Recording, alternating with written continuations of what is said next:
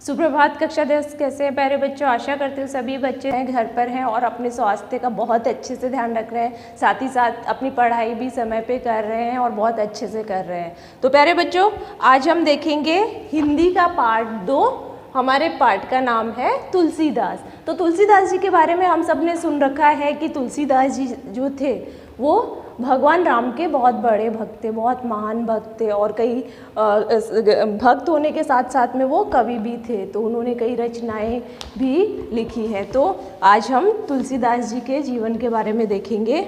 सभी बच्चे किताब में ध्यान देंगे। तुलसीदास का जन्म उत्तर प्रदेश के बांदा जिले के राजापुर गांव में सन 1532 में हुआ। कब हुआ?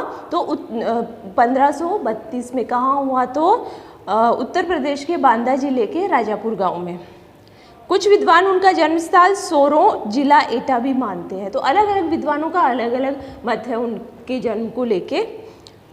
तुलसी का बचपन बहुत संघर्षपूर्ण था। जीवन में के प्रारंभिक वर्षों में ही माता पिता से उनका बिछोह हो गया था। बिछोह मतलब वियोग हो गया था, माता पिता से अलग हो गए थे। कहा जाता है कि गुरु कृपा से उन्हें राम भक्ति का मार्ग मिला। वे मानव मूल्यों के उपासक कवि थे। तो तुलसीदास जी ने बचपन में ही बहुत सारे कष्ट सहे, जैसे कि अभी बताया कि उनका वियोग हो गया था, उनके माता पिता से भी अलग हो गए थे, माता पिता से भी, लेकिन उन पे गुरु कृपा हुई, अच्छे गुरु मिले उनको, सद्गुरु मिले जिन्होंने उनका जीवन बदल दिया।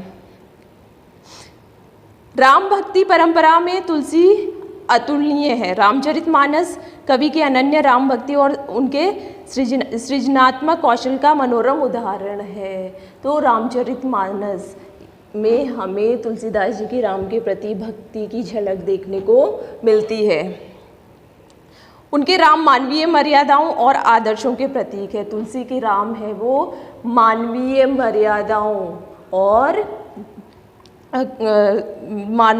मर्यादाओं और आदर्शों के प्रतीक है कि तुलसी ने जिन राम का चरित्र चित्रण किया है वो राम हर काम मर्यादा में रह के करते हैं और आदर्शों पे डटे रहते हैं। कभी अपने आदर्शों के साथ उन्होंने समझौता नहीं किया।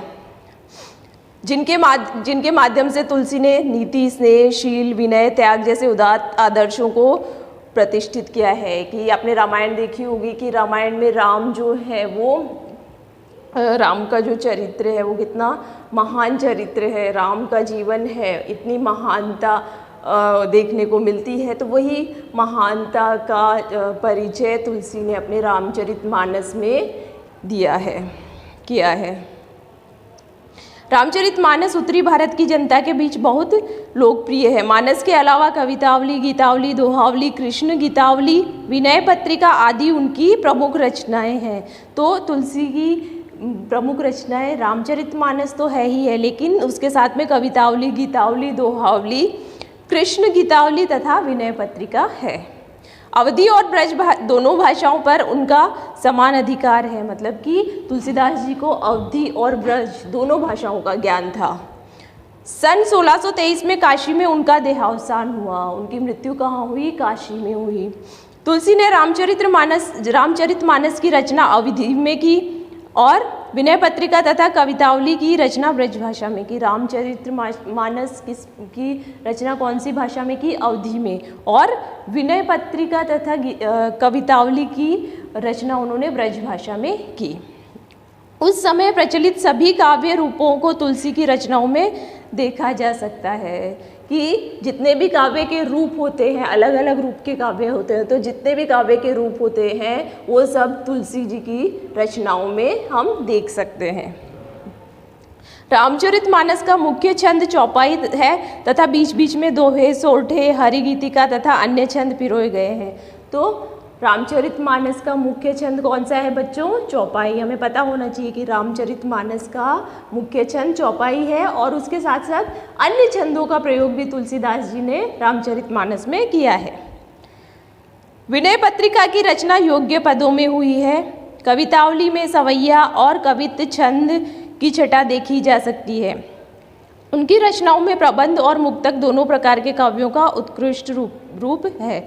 तो उनकी जो रचनाएं हैं उनमें प्रबंध और मुक्तक दोनों प्रकार के काव्य देखने को मिलते हैं। तो सभी बच्चे अब किताब में ध्यान देंगे। शुरू करते हैं कि तुलसीदास जी ने एक प्रसंग का वर्णन किया है कि जब सीता जी का स्वयंवर हो रहा होता है तो राजा जनक ने, जो सीता जी के पिता थे, उन्होंने ये शर्त रखी कि जो भी राजा या राजकुमार धनुष को तोड़ देगा, एक धनुष था शिव जी का धनुष उनके पास बहुत पुराना, इस धनुष को जो तोड़ देगा उसी के गले में सीता वरमाला डालेगी। अब सभी राजा प्रयत्न कर करके थक जाते हैं, हार जाते हैं, लेकिन कोई भी उस धनुष को तोड़ने की बात तो बहुत दूर है, उसे हिला तक नहीं पाया। और तभी राम, दशरथ नंदन राम आते हैं अपने भाई लक्ष्मण और गुरु विश्वामित्र के साथ और उस धनुष को तोड़ देते हैं। लेकिन वो धनुष किसने दिया था राजा जनक को? परशुराम ने। परशुराम जो है वो भगवान विष्णु के अवतार माने जाते हैं। राम और परशुराम दोनों ही भगवान विष्णु के अवतार माने जाते हैं।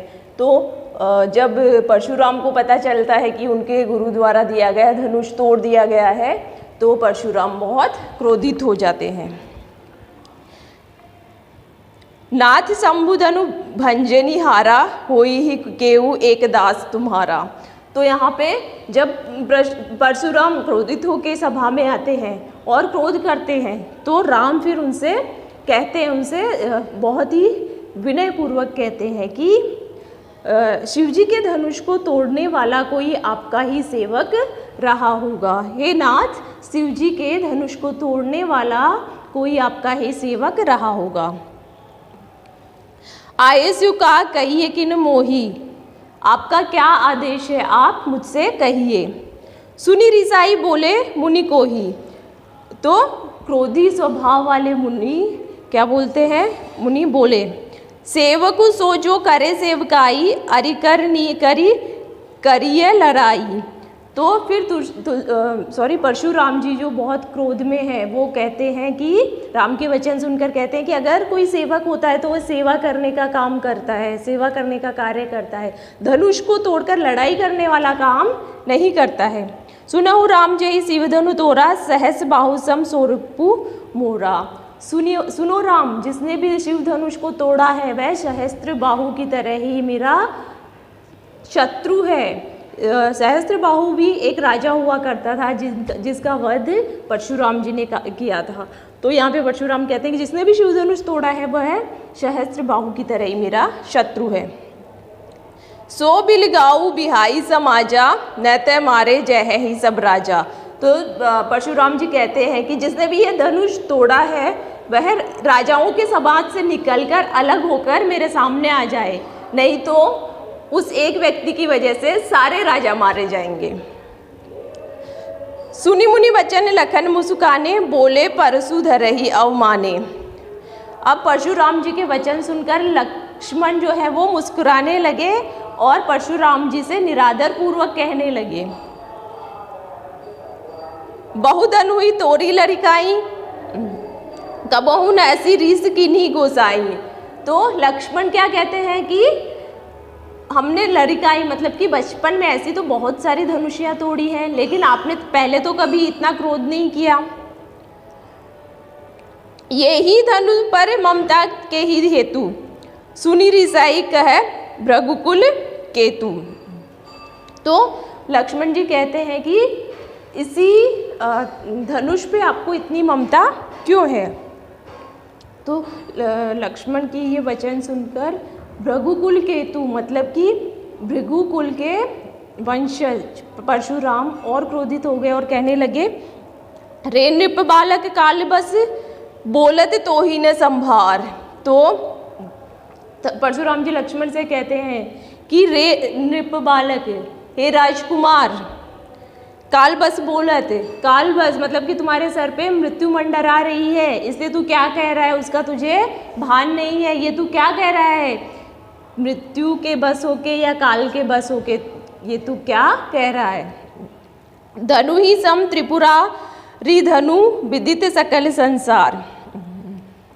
सारे संसार में यह शिव जी का धनुष बहुत प्रसिद्ध है। इस धनुष के बारे में तो सभी जानते हैं, यह धनुष पूरे संसार में बहुत प्रसिद्ध है। लखन कहा हंसी हमरे जाना, सुनऊ देव सब धनुष समाना।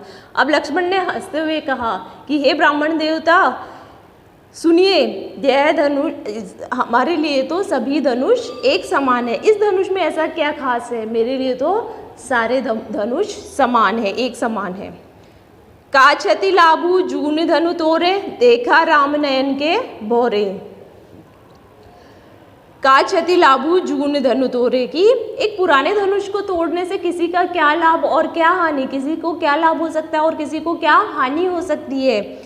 देखा राम नयन के भोरे, मतलब कि राम ने इसे नए के भ्रम में उठाया था और यह टूट गया। नए धनुष के भ्रम में उठाया था परखने के लिए, लेकिन यह तो टूट गया।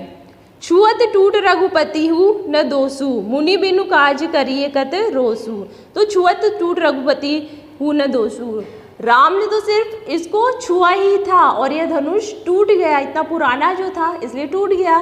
तो मुनि बिनु काज करिए कत रोसु, तो हे मुनिवर, आप बिना बात ही इतना गुस्सा क्यों कर रहे हो, इतना क्रोध क्यों कर रहे हैं। बोले चितय परसु की ओरा, रेसठ सुनेहु सुभाव न मोरा। तो यह सुनते ही परशुराम ने फरसे की तरफ देखा। यह सुनते ही और परशुराम का जो गुस्सा है और बढ़ गया और उन्होंने फरसे की तरफ देखा। रेसठ सुनेहु सुभाव न मोरा की रेसठ, हे मूर्ख, तूने मेरे स्वभाव के बारे में नहीं सुना है क्या? या ऐसा लग रहा है कि तूने मेरे स्वभाव के बारे में कभी सुना नहीं है कि मुझे परशुराम जी जो थे उनका क्रोध, वो अपने क्रोध के लिए बहुत प्रसिद्ध थे कि सब कोई उनसे डरता था, उनके सामने ऐसा इस तरह से कोई बात नहीं कर सकता था, क्योंकि सबको पता था कि उनका क्रोध बहुत भयंकर, उनको क्रोध आता है। तो परशुराम कहते हैं कि तूने मेरे स्वभाव के बारे में नहीं सुन रखा क्या, हे मूर्ख। बालक बोली बधो नहीं तो ही, केवल मुनिजड़ जाने ही मोही। कि मैं तुझे बालक समझ के तेरा वध नहीं कर रहा हूँ, तो तू मुझे एक सामान्य मुनि समझ रहा है। बाल ब्रह्मचारी अति कोही, विश्व विदित क्षत्रिय कुल द्रोही। मैं बाल ब्रह्मचारी हूँ और अत्यंत क्रोधी हूँ। बाल ब्रह्मचारी और अत्यंत क्रोधी हूँ और क्षत्रिय कुल का शत्रु हूँ मैं। क्षत्रिय द्रोही मतलब कि क्षत्रिय कुल का शत्रु हूँ मैं, इसलिए तुम क्षत्रिय हो, मुझसे बच के रहो, मुझसे दूर रहो, इतना विवाद मत करो। विश्व विदित क्षत्रिय कुल द्रोही, पूरे विश्व को पता है, विश्व विदित मतलब पूरे विश्व को पता है कि मैं क्षत्रियों के कुल का शत्रु हूँ। भुजबल भूमि भूप बिनु कीन्ही, विपुल बार मही देवन दीन्ही। तो यहाँ पे परशुराम जो है वो लक्ष्मण से कह रहे हैं कि मैंने अपनी भुजाओं के बल से धरती को क्षत्रियों के से विहीन किया था। मैंने कितनी बार क्षत्रियों का वध किया है और इस धरती पे सभी क्षत्रियों का नाश कर दिया था। विपुल बार मही देवन दीनी, और कई बार मैंने धरती को, भूमि को ब्राह्मणों को दान कर दिया था। सहस बाहुभुज छेदनिहारा, परशु बिलोकु महिप कुमारा। तो सहस बाहुभुज छेदनहारा, सहस्त्र बाहु की भुजाओं को काटने वाला मेरा जो ये फरसा है, हे राजकुमार तुम इसको ध्यान से देख लो एक बार। मातु पितहि जनि सोच बस, करसी महिष किशोर। गर्भन के अर्भक तलन, परशु मोरति घोर। तो परशुराम लक्ष्मण को समझा रहे हैं कि तुम अपने माता पिता को शोक मग्न क्यों करना चाहते हो, शोकातुर क्यों करना चाहते हो। अगर मेरा क्रोध बढ़ गया तो मैं तुम्हारा वध कर दूंगा और तुम तो अपने प्राणों से जाओगे, लेकिन तुम्हारे जो माता पिता है वो शोकमग्न हो जाएंगे, तो तुम उन्हें क्यों शोकमग्न करना चाहते हो। मेरे इस फरसे से गर्भ में जो बालक रहते थे वो भी नष्ट हो जाते हैं, गर्भ में स्थित बालक भी नष्ट हो जाते हैं और क्षत्राणियों के गर्भ नष्ट हो जाते हैं इस फरसे के भय मात्र से। बिहसी लखनु बोले मृदुबानी, अहो मुनिसु माँ भट्टमानी। तो अब हंसते हुए मक्खन मृदु वचनों में बोलते हैं कि क्या कहा कि निश्चय ही आपको महान योद्धा मानना पड़ेगा। हे महामुनि, आपको निश्चय ही महान योद्धा मानना पड़ेगा। बिहसी लखनऊ बोले मृदुवानी अहो मुनि सुब महाभट मानी। तो लक्ष्मण जो है मन में हंसने लगे, मुस्कुराने लगे और फिर कहते हैं कि ये महामुनि, आपको महायोद्धा मानना ही पड़ेगा। पुनि पुनि मोहि देखाओ कुठारू चहत उड़ावन फूकी पहाड़ू। तो आप बार बार मुझे अपना यह फरसा दिखा रहे हैं, तो आप तो फूंक से पहाड़ को उड़ाने की बात कर रहे हैं कि हम लोग, मैं उस कुल से हूँ। कौन से कुल से हूँ शायद आप जानते नहीं हैं। हम कोई ऐसे वैसे क्षत्रिय नहीं हैं। हम जो लक्ष्मण और राम का जो कुल है रघुकुल, वह भी बहुत वीर, उस कुल में भी बहुत वीर योद्धा हो गए, बहुत ही प्रतापी योद्धा हो गए, जिनकी यश और कीर्ति चारों दिशाओं में फैली हुई थी। तो लक्ष्मण ये कह रहे हैं कि आप शायद हमारे कुल की कीर्ति से आप भी परिचित नहीं है, इसलिए आप क्या करते हैं, फूंक मारकर पहाड़ को उड़ाना चाहते हैं। मतलब आप ये सोच रहे हैं कि आप हमें, मेरा वध ऐसे ही कर देंगे, मतलब बहुत आसानी से कर देंगे, ऐसा आपका सोचना है। तो ये गलत आपकी सोच है। यहाँ कुंभड़ बतिया को नाही जे तर्जनी देखी मरी जाही। यहाँ पे छुई मुई का पौधे जैसा कोई भी नहीं है। हम कोई छुई मुई के पौधे की तरह नहीं है कि आपकी उंगली, तर्जनी उंगली लगाते ही मूर्छित हो जाएंगे या मुरझा जाएंगे और मर जाएंगे। देखी कुठारू सरासन बाना मैं कछु कहा सहित अभिमाना। आपको अस्त्र शस्त्र और फरसे से सज्जित देखकर मैंने अभिमान पूर्वक कुछ कह दिया है। भृगुसुत समुझी जनेऊ बिलोकी जो कछु कहूँ सिहो सहो रिस रोकी। भृगुसुत समुझी जनेऊ बिलोकी, आपको ऋषि भृगु के पुत्र समझकर और आपको आपने जो जनोई धारण कर रखी है वह देखकर मैं, आप जो भी उचित अनुचित जो भी बातें कर रहे हैं उनको अपना क्रोध रोककर सहन कर रहा हूँ। सुर महिसुर हरि जन अरु गाई हमरे कुल इन पर न सुराई। कि देवता, ब्राह्मण, गाय और हरिजन मतलब कि भगवान के भक्त, इनको मारने में वीरता नहीं है। हमरे कुल इन पर न सुराई, हमारे कुल में इन पर वीरता दिखाने का कोई नियम नहीं है, या हमारे कुल के जो लोग हैं इतने महान हैं कि ब्राह्मण, देवता, गाय और हरि भक्तों पे अपनी वीरता नहीं दिखाते हैं। हमारे कुल में ऐसी परंपरा नहीं है। बधे पापू अपकीर्ति हारे मारत हुपा परिये तुम्हारे। इन्हें मारने पर पाप और अपकीर्ति ही बढ़ती है। इन्हें मारने पर तो ब्राह्मण, देवता, गाय और भगवान के भक्तों को मारने पर अपकीर्ति ही बढ़ती है या अपयश ही फैलता है। और ये तो अगर हमें मार भी देंगे तो हम उनके चरणों में ही पड़ेंगे। आप मारेंगे तो भी आपके चरणों में ही हम पड़ेंगे। कोटि कुलिस सम वचन तुम्हारा व्यर्थ धरऊ धनु बाण कुठारा।